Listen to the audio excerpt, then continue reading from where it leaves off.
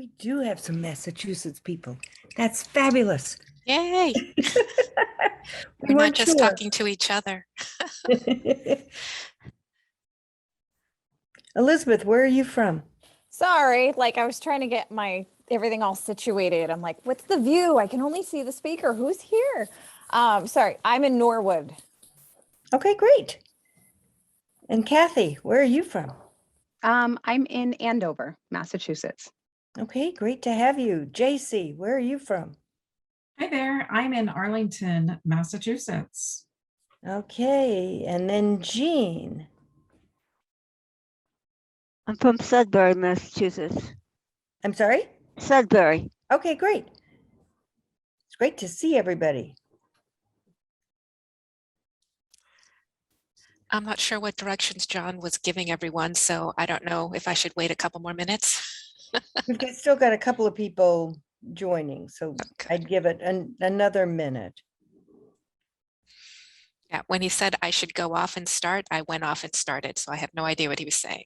And Laura, where are you from? Hi, I'm in Chelsea.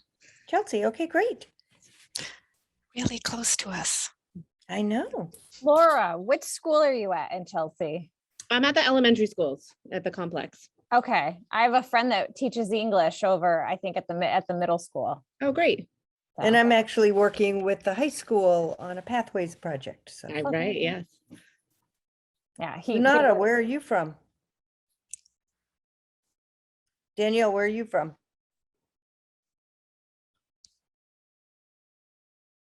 Oh, I'm sorry. Can you hear me okay? We can now. Can everybody hear me? Okay, sorry. My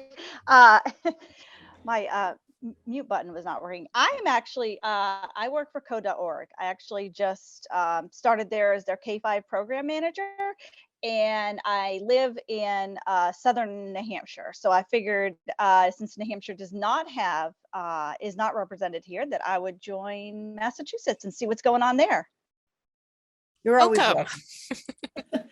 Hi, Great. it's Donata. My button wasn't working either, but it is now. I'm in Fitchburg and Leominster area. I was with the Boys and Girls Club, but now working locally with some other nonprofits and the schools. Okay. Yeah. Okay, Anne, take it away. Hi, everyone. I'm going to put in the chat our slides. That should be our slide deck. So everything you're going to see here, all the links will be working for you. But welcome to the Massachusetts Breakout session. I'm Ann DeMallie. I'm from the Department of Elementary and Secondary Education. I'm the Digital Literacy and Computer Science Content Lead. And Paula? Hi, I'm Paula Moore. I also work at DESE. I am a digital literacy and computer science content lead and spent over 10 years as a middle school computer science teacher. One of the places was in Sudbury at Curtis Middle School, Jean. So I enjoy Sudbury. And Deborah. Hi, Deborah. I'm the executive director of CSforMA, which is a nonprofit that is focused on building computer science capacity. So we do a lot of script workshops, which you just heard about, and we do professional development and a lot of consulting with schools for computing pathways, et cetera. So it's great to see everybody. Yes, thank you for joining us. John asked us to come and share some of the resources that we have with you. So what I thought we would go over is our digital literacy computer science vision, where we are now from our data, some DESE resources, and then Deborah will go over some CSforMA resources. So, oops, now too many. Oh, there we go. Okay, so as you know, we have digital literacy and computer science frameworks. There were a revision of our technology literacy frameworks, which were last revised in 2008. So in 2016, we revised them again to include computational thinking and computer science skills. And this is our vision, the ability to effectively use and create technology to solve complex problems is the new and essential literacy skill of the 21st century. Same thing that John's been saying, same thing that Leanne's been saying. This is a foundational skill in order to be successful in our world today. And so this is part of our vision and part of our frameworks, but we're not getting to every student, right? So we want every student to have this foundational skills, but we're not getting there yet. So where is it happening? So this is school year data, not this past school year, because that's still getting verified by your district. So 2019-2020 school year data. So where is it happening in K through 8th grade? As you can see, the breakout here, we're at 55% of elementary and middle schools in rural areas are offering at least one digital literacy and computer science course. In suburban, it's 63%, and in urban, it's 65%. So not everywhere, but more than half, so almost. And here's our high school numbers. So we're in a lot more places. We have fewer number of high schools. So but we're in a lot more high schools, 90%, 98%, and 75%. But what does this mean for our kids, right? Who are the haves and the have-nots? So I did a breakout of demographics, and this is the K-8 demographics of what the demographics look like in a school that does not offer at least one DLCS course and a school that does offer at least one DLCS course. And we're starting to see that there's a difference in demographics, right? There's a slight increase in the number of students of color in the schools that do not offer a digital literacy computer science course. And if we go up to high school, the difference is a lot bigger, right? So the have-nots have more African-American and Latinx students than the haves. So we're seeing disparities in access to the same skills that we're saying are foundation and essential literacy skills for every student. So looking at the participation in those schools that offer DLCS, so in the elementary and middle schools that offer DLCS, who's taking these courses, right? So ideally, this would say 100% all the way across the board in our demographics. All of our Asian students, all of our white students, African-American students, Latinx students, multiracial students are taking at least one DLCS course, getting exposed to this essential literacy skill. We're not seeing that. So we are seeing 100% of our white students are getting access to these skills, which is great. But then we're seeing only 67% of our African-American students are getting access to the same essential literacy skills. So even in the schools that do offer a DLCS course, not every student is getting it equitably.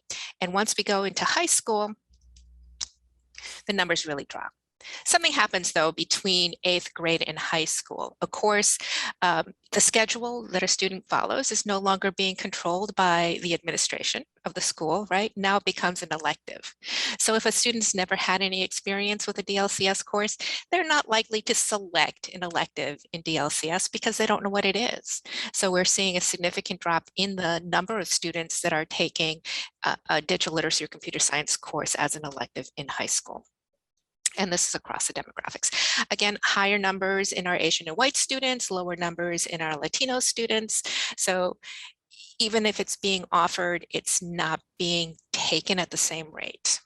And if we look at our male-female numbers, so again, in elementary school, because we get to control their schedule and we push them through all the courses that we want them to go to, we're at 91% of the women in elementary and middle school, girls are taking a DLCS course, and 95% of our males are taking a DLCS course. And in high school, again, you're going to notice there's a significant drop, a much more significant drop in the women participating in a DLCS course, as you can see here, at a 24% and males at a 41%. And if we look at our special populations, again, higher numbers because we're controlling the schedule, not as high as you would think. We're not in the 90s range anymore. Now for our special ed students, about 88% are getting exposure to a DLCS course, 75% of our Ls, and if I can move your video, 80 to 87% of our economic disadvantaged students are getting access or exposure to a DLCS course. And if we then add high school, a significant drop. Again, a lot of this numbers come because it's an elective and they get to choose it. And if they don't know that it's an option, it's not selected. So another reason why we really think getting more elementary schools to implement a DLCS program, we will get more students in high school to select it because they'll have exposure to it. All right, so what can we do? A lot of great stuff that John has offered, a lot of free stuff that is out there, but DESE also has a bunch of stuff. So we have our DLCS webpage that you can link out to. There we have PowerPoints that we've used in the past. We have licensure information. We have grant information. We have our curriculum guide. The next bullet here is our DLCS curriculum guide. We had funding from the state to hire an evaluator who worked with teachers from Massachusetts and evaluated the most common curricula that we've been using here in Massachusetts for standard alignment to our standards. Usability, differentiation, L support, different language support, and you'll see all that in our curriculum guide. So whether you're looking for a completely new comprehensive program that covers all our DLCS standards for that grade, you can find it there, or you already have a program and you know that you're missing maybe some digital collaboration. So you've done a gap analysis and you know you're missing a few things here and there. You can find instructional materials that can shore up or be added to your current curriculum so you can cover all our DLCS standards. Grants, we have a lot of grants going on, and this is just a few of them that we at DESE are partners in. So the first one is a state grant. It's the Digital Literacy Now grant, where we've been working at the district level, gone through the script planning that Leanne told you about. So there's a script implementation planning as part of this grant process. There's a gap analysis where they then go back and review their curricula, what's actually happening in the classroom and what they still need. And then they select high quality instructional materials that are listed in the curriculum guide. We do provide the summer PD, and then that next summer they do the implementation. We also have follow-on support for teachers during the implementation. We have funding for cohort 1 and cohort 2. Cohort 3 has not been launched. Hopefully we'll get funding for cohort 3. And when that comes out, we will tell everyone in Massachusetts that cohort 3 will be accepting a new competitive grant, but right now we don't have the funding, so we will let you know when that happens. But you can go to that site they have their own webpage. You can see what we're doing. STEM Plus C was an NSF grant that's actually winding down, and we're in the dissemination phase. If you go to that link, this has model curriculum units. So if you're familiar with our model curriculum units, these are model curriculum units that have infused computational thinking in both the math and the science side of it.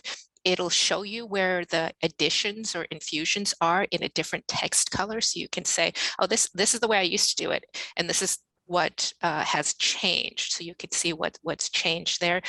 We also have videos there. More videos are going up. We've been videotaping a lot of our PD since this is the last year of implementation or last year of the project. We want to make sure it lives on.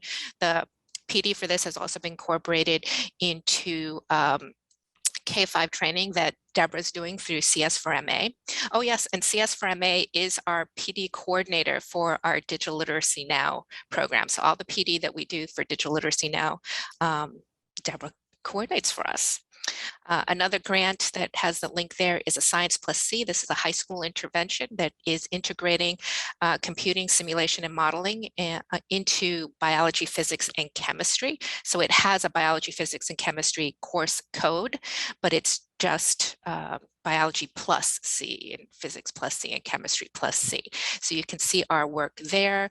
We're doing a pilot this year. So we just recruited a bunch of teachers to do a pilot this year, and we'll go into dissemination the year after. So if you're not part of the pilot and you know someone that's not that's part of the pilot, you can hear about it, or you can go to that website and we will update that website. But that's high school. PACE is programming the acceleration for computing and equity. And this was a middle school intervention using code.org's CS Discoveries. We're in our second year of that. Innovation Pathways to Data Careers is a high school intervention, also working with Deborah and EDC on this one. And this is to identify a data science pathway using both or working with both teachers and business partners to try and flesh that out some more. And impact, I have to look this up because I always forget what impact means.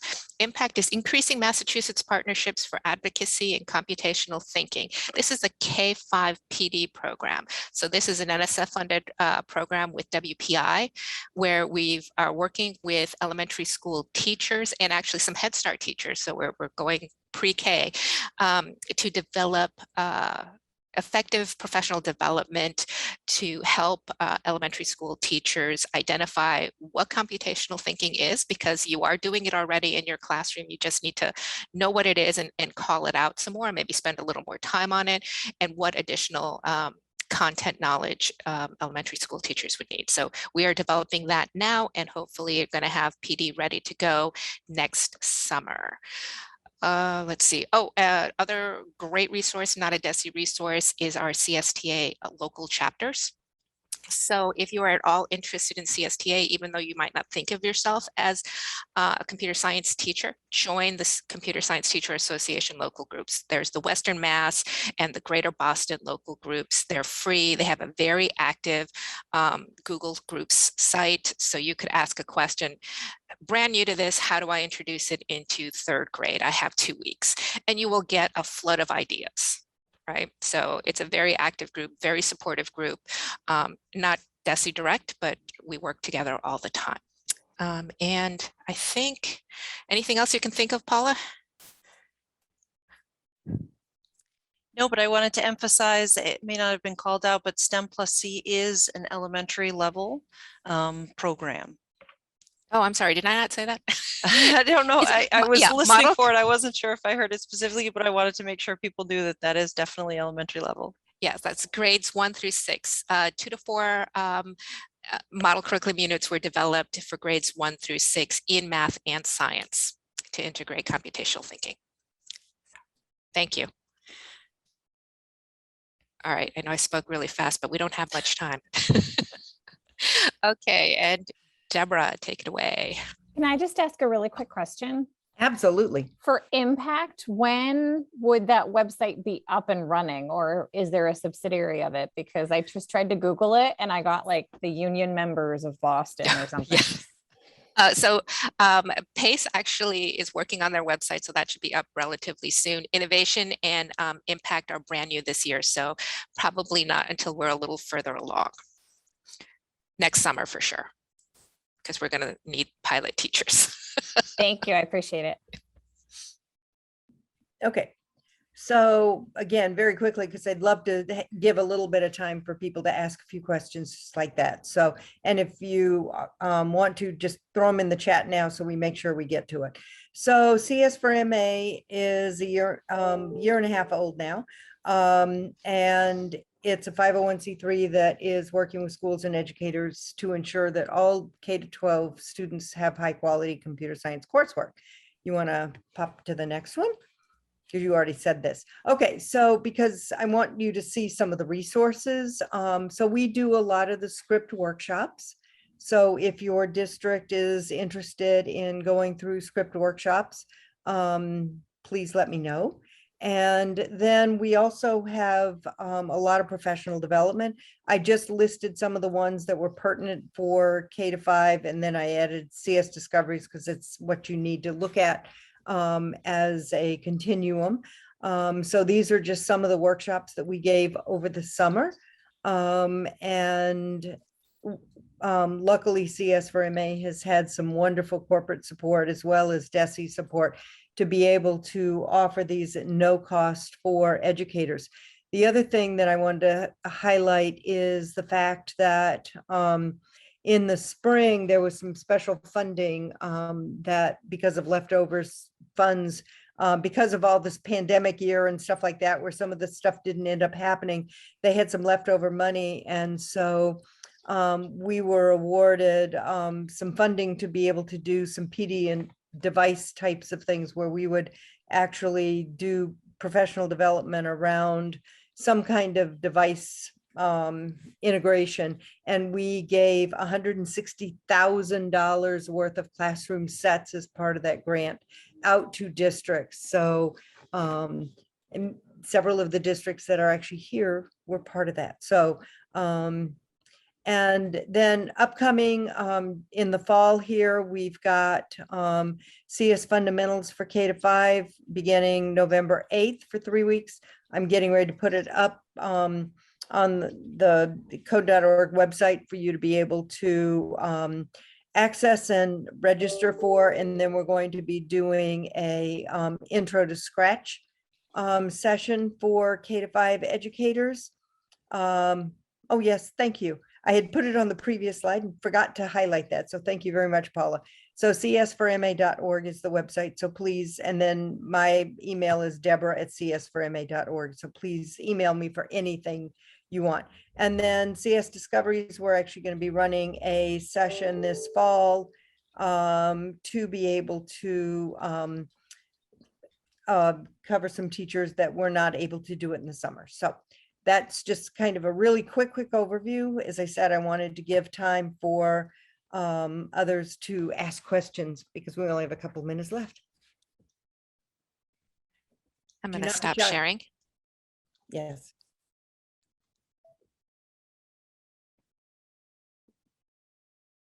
Questions, comments?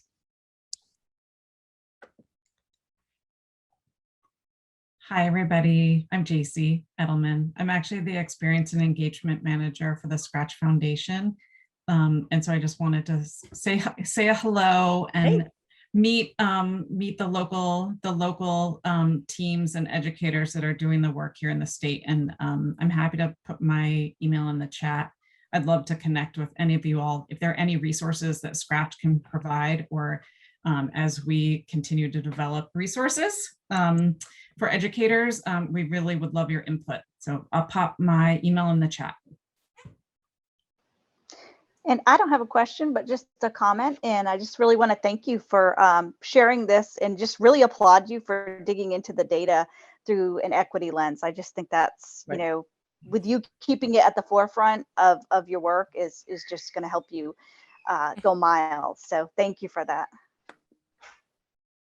So I just wanted to say, I'm Kathy from Andover, and we are currently using a lot of these tools, but I feel like we're kind of in a silo. So is there, it looks like there's resources that I can reach out for. Where would you suggest I start?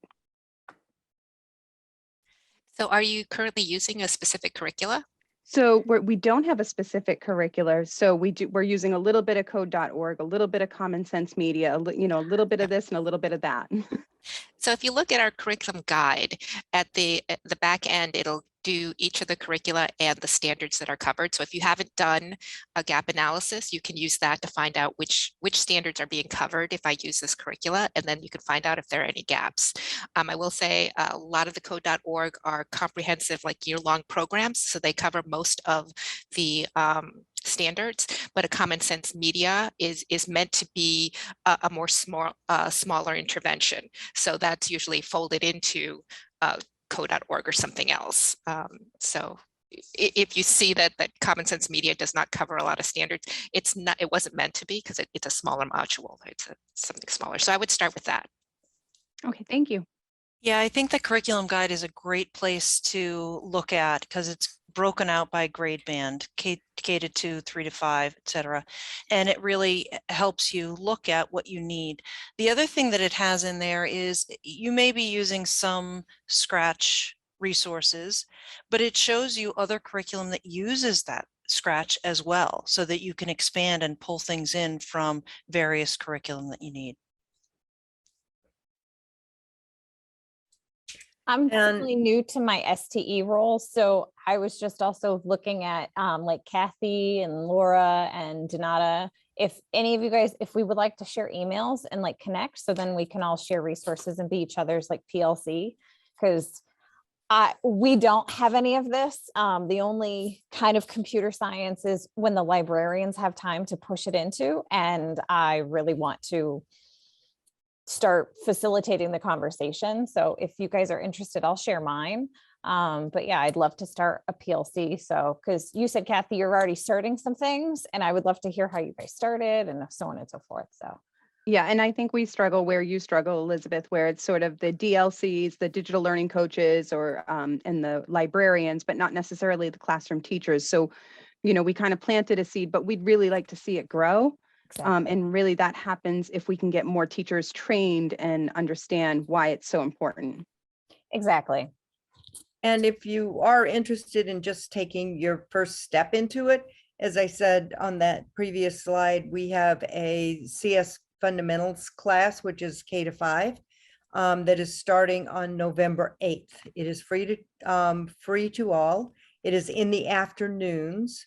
So I'm going to be posting it, as I said, probably tomorrow.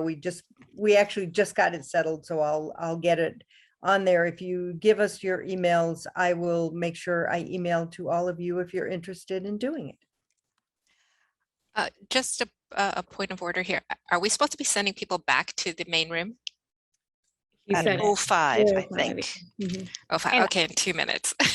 Well, and I unfortunately I have to go pick up. We have travel ice hockey tonight, so I can't go to the back. Right? Same, same. So I was a hockey mom too. sick. Me, So me as well. I Hockey wanted and to quickly, and ice skating, so. yeah.